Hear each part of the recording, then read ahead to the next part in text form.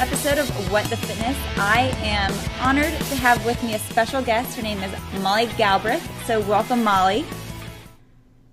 Thank you. Thank you for having me, Taylor. Absolutely. Molly owns what's called J&M Strength and Conditioning Studio in Kentucky. She's also a past figure competitor. She's played around in powerlifting, and I think that she has some great information that she can share with us. So I'm excited to get started.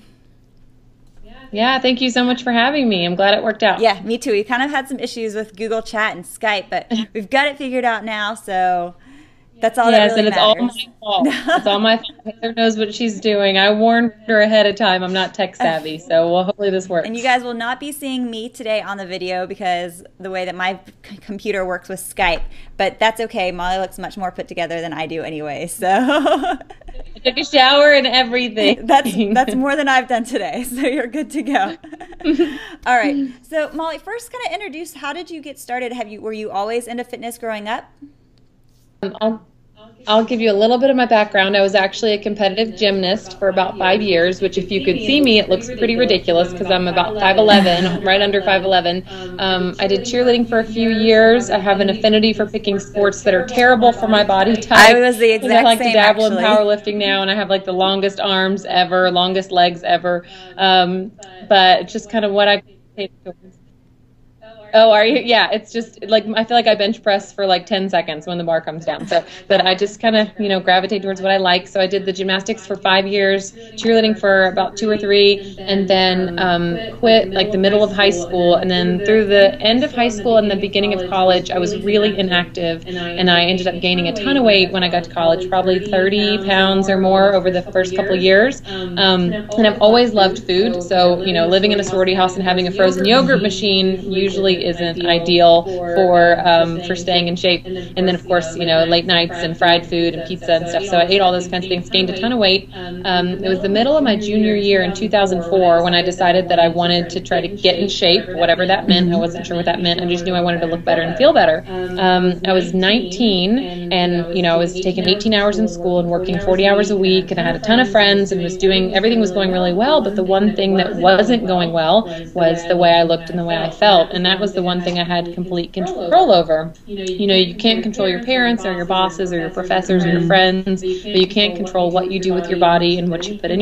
your body, and that's what felt so out of control. So I decided to kind of get in shape, hired a trainer, did that for about 6 weeks. It worked out okay, but I didn't really see huge results. About 8 months later, started actually dating a trainer at the gym. That nice. always helps. It's a lot cheaper that way.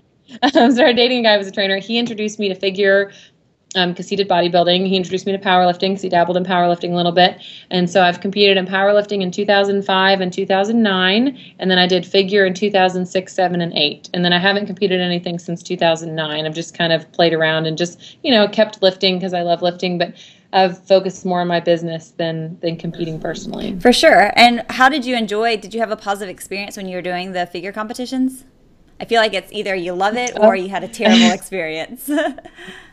Well, at the time I was, in 2006, I was still relatively new to fitness. And to me, that was my whole world. I thought that to be in fitness, you had to be competing in figure. I didn't know anything about, training people or working with athletes or owning a gym. And so I was kind of desperate to do it because that's what made me feel like I was a legit kind of fitness person. So I did the figure in 2006, 7, and 8.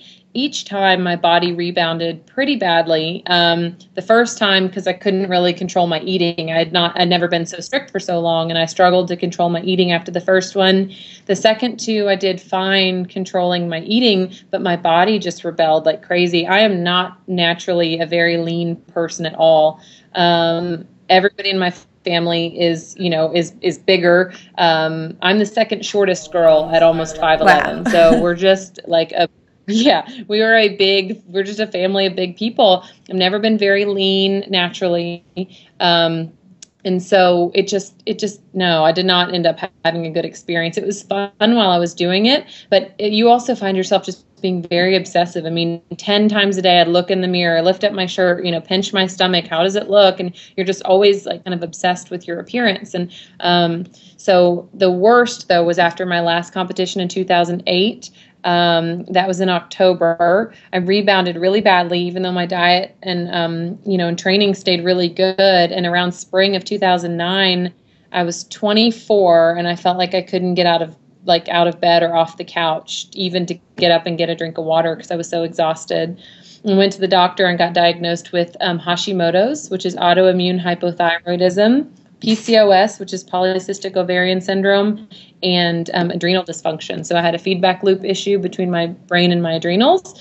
So, and my doctor really thinks that the last figure competition is kind of what broke the camel's back with those three things. So, wow, not good. And at that point, knowing what you had been through and recovered, so many women, like PCOS, I feel like is something that a lot of women struggle with today. You going through from the figure competition and that aspect to being diagnosed with all these, is that kind of what fueled you to want to take a bigger stand in fitness and become a trainer? Yeah. After, it's been a long, hard journey, and I get a lot of women say, I'm so exhausted, I feel horribly, what should I do? And the hard thing with the body is you're kind of chasing a moving target. It's very frustrating. People just want to know the one thing they can do to feel better, or, they're so desperate for answers to why they feel so badly. And so it's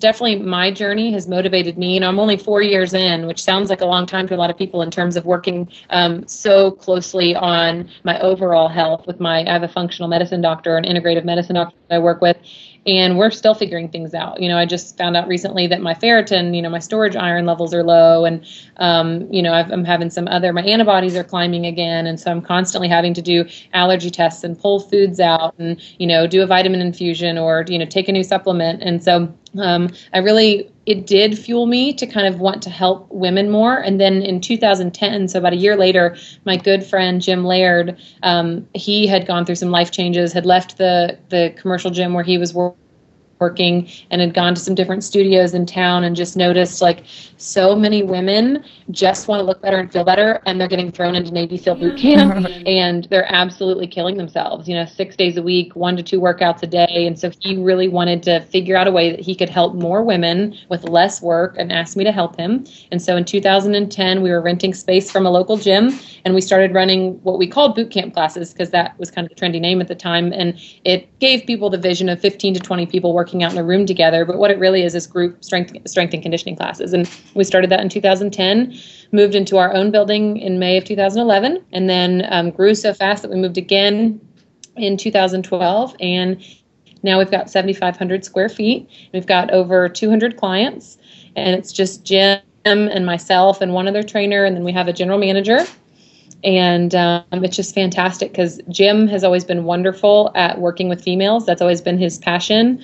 I wonder why some guy wants to get hot chicks to lift heavy, but that's what he loves. Yep. But he's really good at it. That's awesome. So, what was the hardest? Yeah, anytime you start a new business, it's hard. What was the biggest obstacle that you guys had to overcome? Oh wow.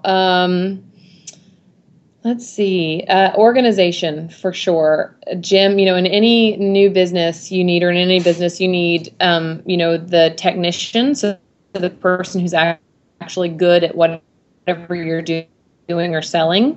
You need the entrepreneur, the person who's good at driving the business, and you need the manager, the person who can keep it all together. And Jim is one of the best technicians I've ever seen. Someone walks in the door and he just looks at them and knows exactly what they need. He is one of the best coaches I've ever seen. And he's got great ideas for driving business. I was actually a business major in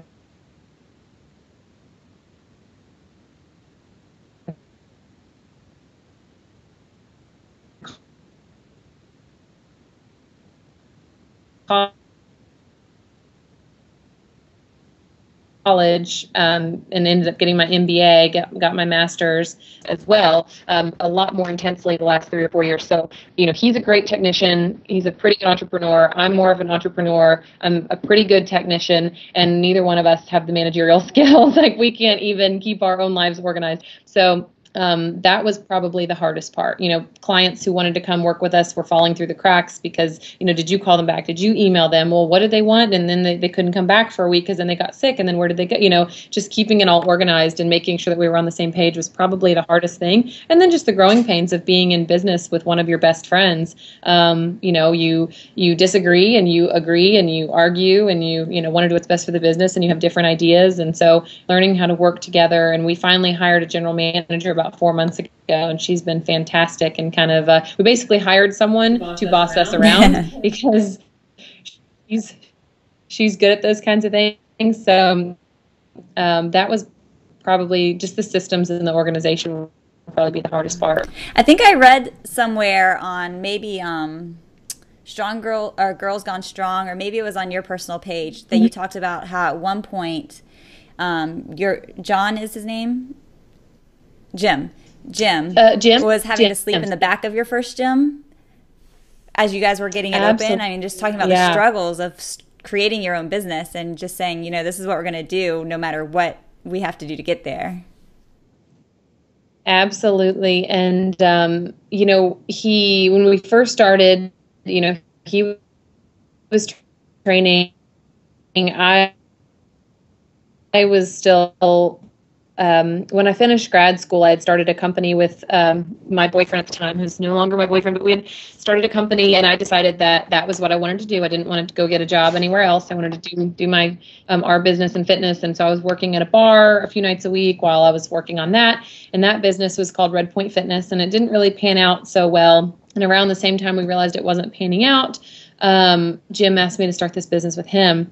And again, we started small and lean, and we were renting space from a gym. And then when that got to be too cramped, we moved into like a really crummy old building that used to be an adult video store. So we really just moved anywhere we could. It was pretty bad, but we knew if we were good enough, people would come and they would stay and they would tell their friends. And so, our client stuck with us through that. To save money, Jim lived in the gym. He had a mattress on the floor in the back of our gym with his dogs. It was, I can't even imagine what he sacrificed to do that. And I was still working at the bar. I was working till 3 or 4 in the morning. Luckily, he would do the early classes, so I wouldn't have to get up early. But I was 27 years old with an MBA and having to, work late nights as a cocktail waitress. And people would say, well, what else do you do? I talk about my gym, and it was kind of hard and kind of embarrassing because they would be like, oh, you're a trainer. So why do you work at a bar? And I would even wait on other trainers in town, and so it was hard because it was just a little bit embarrassing that's what I was doing while still trying to convince people that I was really good at my craft and good at my job. And so I quit that for the most part about 1.5 years ago, but then 1 year ago I quit like 100% for good and have been focusing on the gym ever since. And it's scary. I feel like I got rid of my safety net and just took a giant leap. So, but like you said, I wrote about my blog post, it's called Transitioning into Fitness Full Time. And it's just there was no looking back. We're going to do whatever it took to make it work. So that's awesome, and I think that's such a great message, just in general, to whether you're trying to start your own business or you're trying to lose weight. It takes work, and you have to put in the dedication. And if you want something to happen, you've got to make it happen. It's not going to make itself happen, and sometimes that means making sacrifices. Absolutely. One of my clients the other day, she's been trying to pull gluten and wheat out of her diet. She's had some gallbladder issues. She has some major inflammation issues. And so we thought that would be something good for her to try.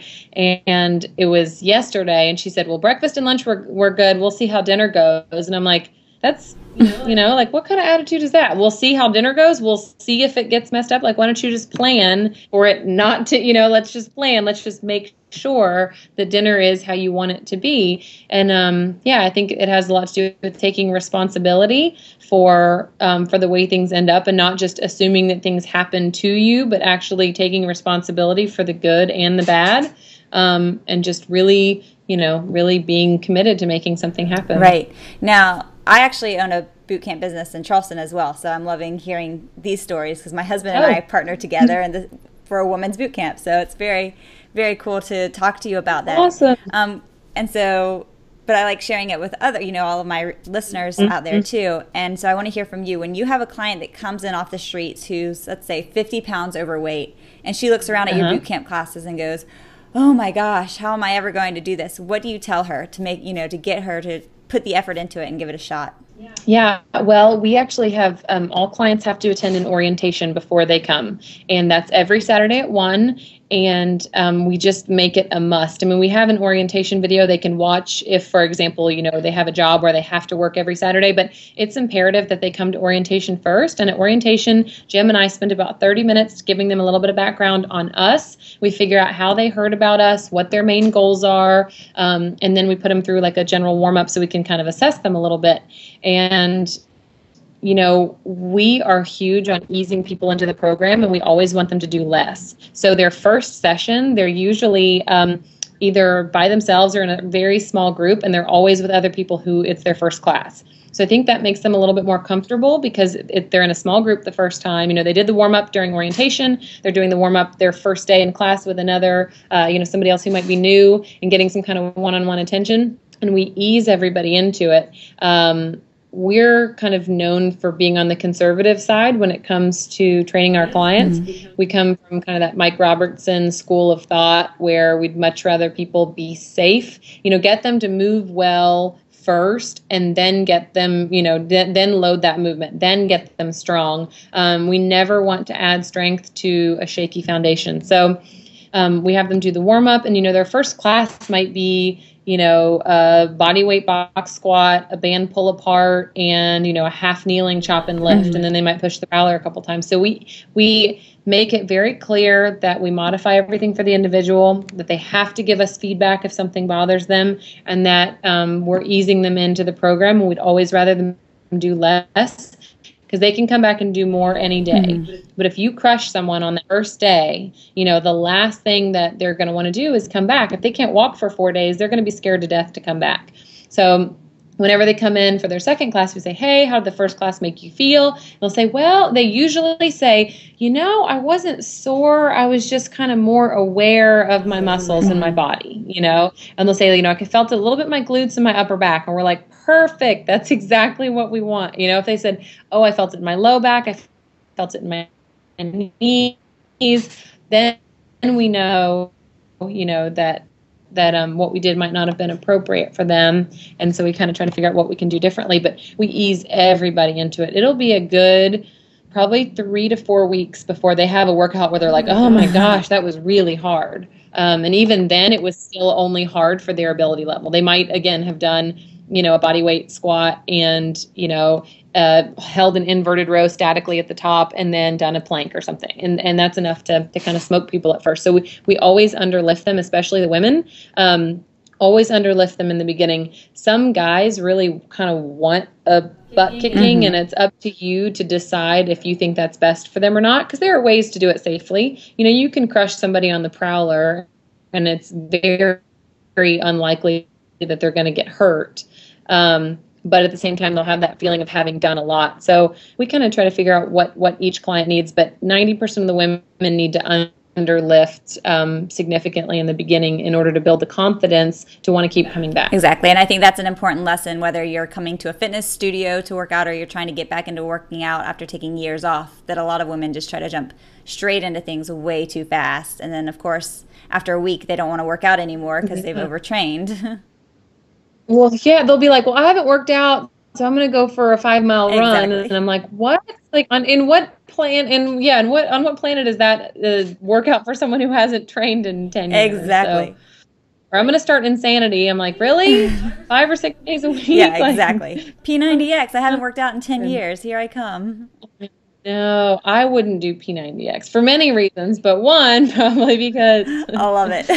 Yeah. It's awesome. Now, I know that you have a tight schedule. You're actually getting ready to get back on the training floor. But before I let you go, I have a very, very important question to ask you. Okay. Oh, geez. I'm ready. Will you explain to me how your ass has a Twitter page?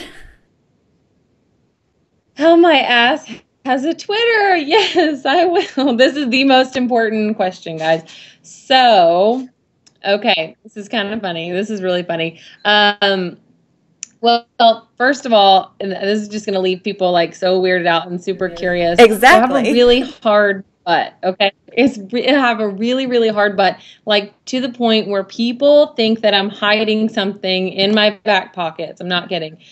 It's so funny. I don't know if it's from years of gymnastics or what, but like in college, people would come up to me and they'd be like, I don't know you, but I heard about your butt. I was wondering if I could feel it. Not joking. It was not a sexual thing at all. It's just like, this is the weirdest thing ever. To give you like an idea, a lady I used to babysit for made her husband feel it. My grandmother made her minister feel it. I mean, it's just like, yeah, it's just this really big, funny thing. So I was wearing leggings one night about a year ago out to like a football game or something. And one of my friends, or I had a couple people, one guy told me that my butt could divide families and countries. And there was someone else who said something really funny. So I was telling one of my guy friends about it. And the next day I get a screenshot and he said, this just had to happen. And it was a picture of the Twitter that he started for my Arse.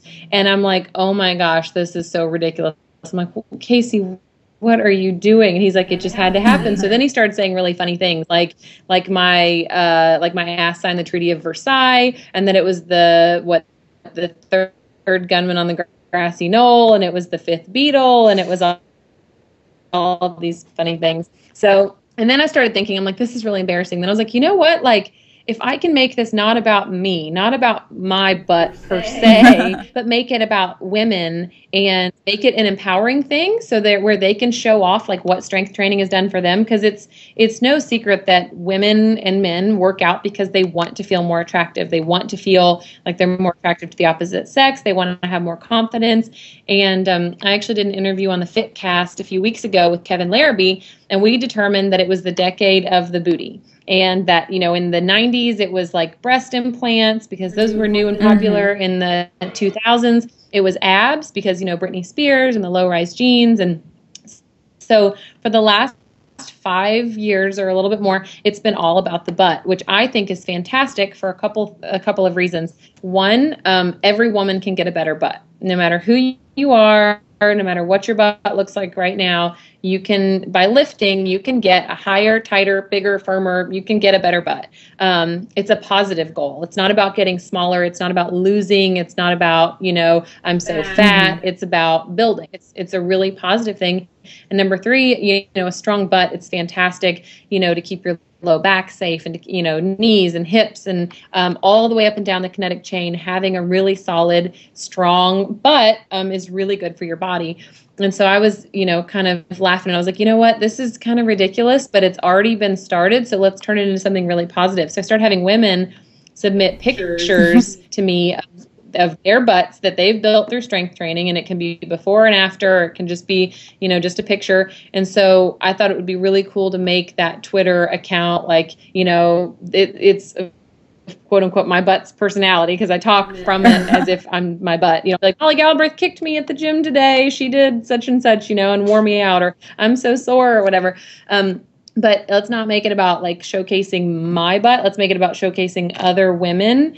And it does a couple things. One, men will want to follow it because it's pictures of nice women's butts. Women will hopefully want to follow it because, you know, there will be other strong women showcased there. Hopefully we'll showcase them. You know, there'll be funny sayings, and then there'll be good information. So I want to use it as a hub for really intelligent strength training information. And I also want it to be almost an archive. So if a woman's like, I'm afraid to lift because I'm going to get big, or I'm, you know, it's not going to make me look the way I want, we can say, look at all these women. All of these women lift, and they lift heavy, and they lift smart, and look at what it's done for their bodies. And so I thought we could take it from like a really kind of either crass or, you know, kind of embarrassing or sexual thing and turn it into something really cool that ends up empowering women to want to lift. Because trust me, my mom about died when she found out that my butt had a Twitter. And then when I kind of explained it to her, now she thinks it's hilarious, and she shows it to other people, and she tweets my butt, and she tweets at it. And so, because it was just really important to me to turn it from something kind of, you know, iffy into something that could be really positive. So that's awesome. Yeah. The MG Arse. Yeah, that's called the MG Arse. Yes, don't worry. I'm going to make sure to put all the Twitter handles below. Because you're right, it's such a positive thing. And a lot of what you say reminds me of, I think that I think we have a mutual friend, Nia Shanks. Yeah. Like you guys have yes, ma'am. I love talking with you guys because you have a lot of similar ideals. Forget the scale. How much can you put on the bar and work for it? Right. Being a strong woman is nothing to be embarrassed about. Put it out there.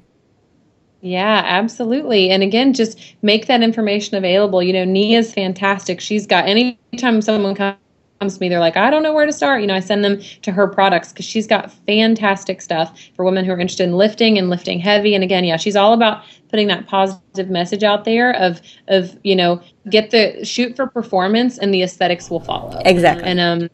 And I think that's a really, really important thing, and occasionally if you want to focus on aesthetics, that's cool too, but you don't need to have that be your main goal all the time because your body's going to ebb and flow and you'll burn out if you're constantly. That's why I switched back from figure to powerlifting after my last competition when I ended up pretty sick and feeling so horribly. I was like, if I'm focused on the way I look right now, I'm going to shoot myself because not that I looked so horrible, but I didn't feel like I looked good and I didn't feel like there was anything I could do about it because it wasn't just about nutrition at that point. It was my body was ill, it was not well and I needed help.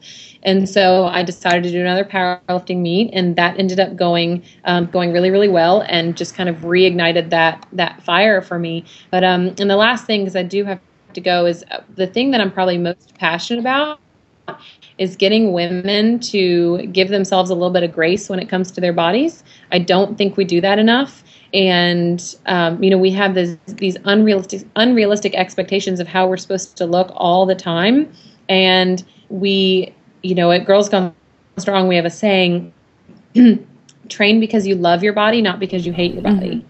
And I think that's a really important perspective for women. So instead of looking in the mirror and being like, oh my gosh, my ass looks terrible, I've got to go to the gym, be like, I'm capable, I'm able, I'm going to honor my body by going to the gym. I'm going to do something good for my body because I love it and because, I want to treat it well and I want to treat it well for a long time. And my grandmother actually just had a stroke last week, and to see her in the hospital, her mind is so sharp.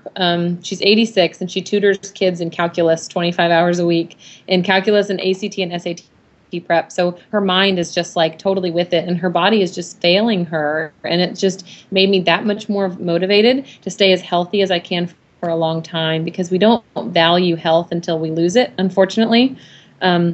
And so it all kind of ties in together. Give yourself grace, don't starve your body because you think it's supposed to look a certain way. Like take care of it, get the best version of the body you were given instead of trying to, coveting someone else's body.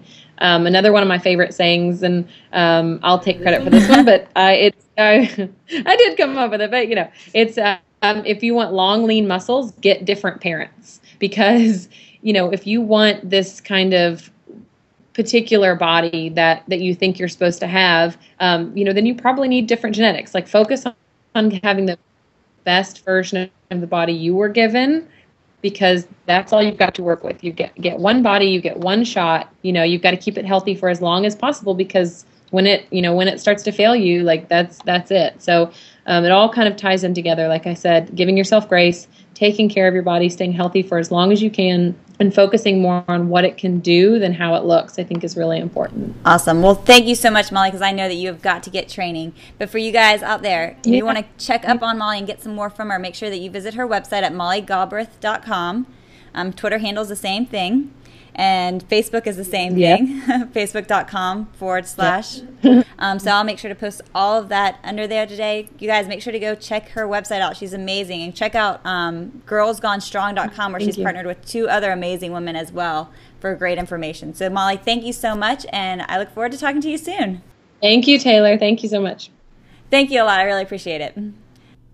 And that's a wrap for this episode of What the Fitness. I want to thank Molly again for coming on and sharing her amazing story and helping to give me some personal motivation and some great information. I hope that you guys learned a lot from her as well. Make sure to check out her site, mollygalbraith.com, and also follow her on Facebook and Twitter. Now remember, this podcast is brought to you by my online studio site, fitwomensweekly.com, the place for you to get all the workouts that you need so that you walk into the gym feeling completely confident and 100% sure that you're going to get the best workout that you personally need to achieve your fitness goals.